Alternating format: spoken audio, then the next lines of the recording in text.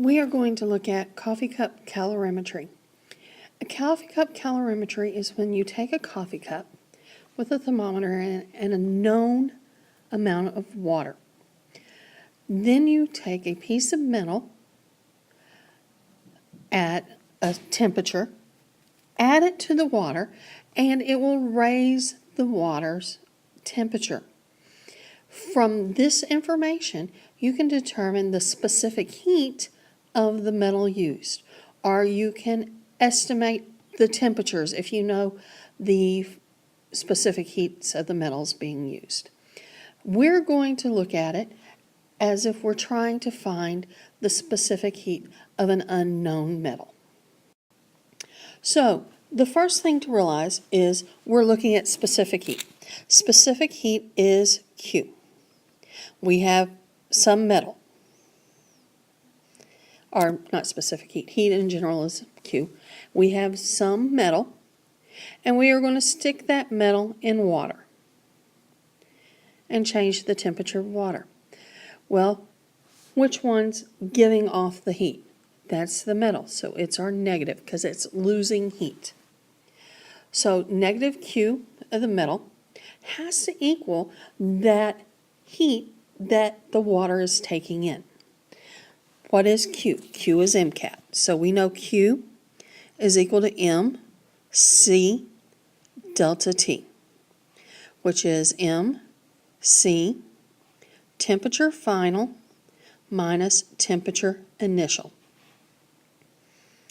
So we have to do this with both. So we know Q, mass of the metal, specific heat of the metal, temperature final minus temperature initial of the metal has to equal mass of the water, specific heat of the water,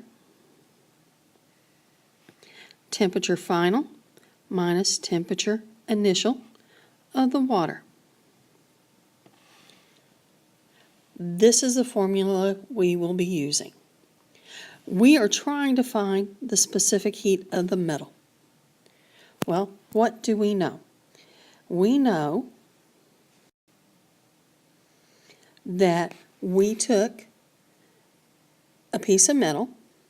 That metal weighed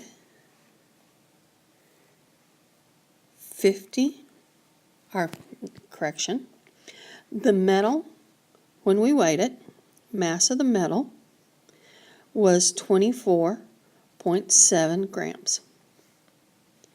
We placed it in boiling water and we let it boil for about 15 minutes so we can assume the temperature of the metal, which is our initial temp, is going to be 100 degrees Celsius.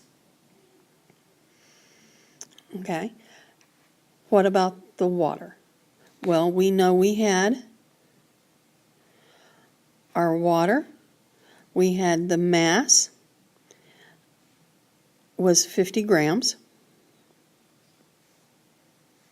We know specific heat of water is 4.18 joules per gram degree Kelvin. Celsius, I'm sorry. And we know temperature initial was 20 degrees Celsius. Okay. Then we dropped the metal in it. We waited, and the metal and the water came to temperature, or equilibrium temperature, because it equals out, of 21.5 degrees Celsius. So temperature final for the metal is going to be the same as the temperature final for the water, because the metal and the water become the same temperature, 21.5 degrees Celsius. We do not know the specific heat of the metal, but we have enough information now we can find this number. So let's do that.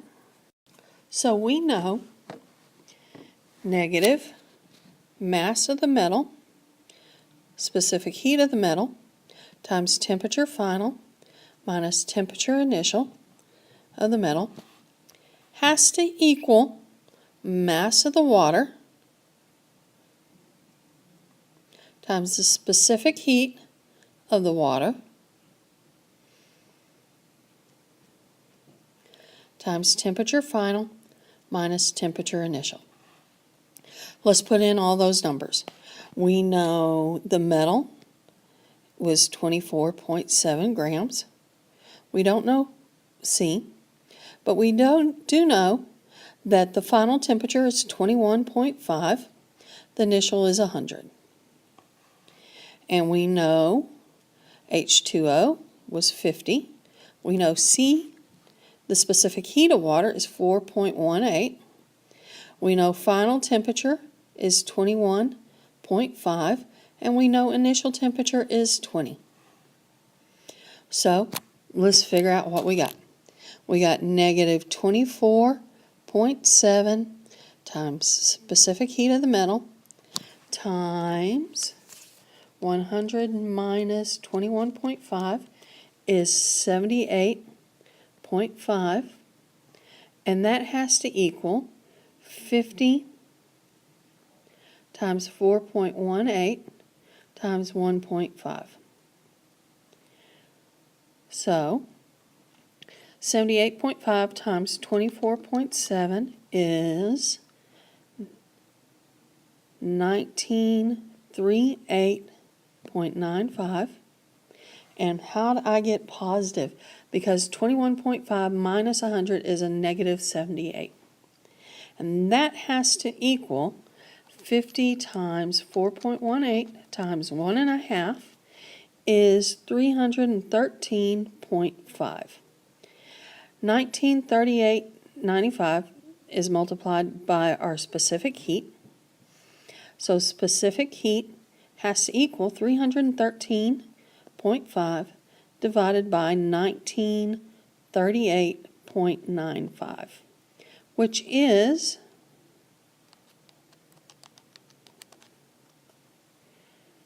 0.16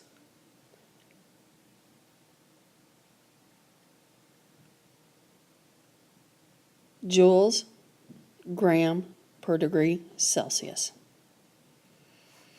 And if you look on the table, we notice that the specific heat of lead equals 0.16 joules gram degree Celsius. So the metal we used was lead.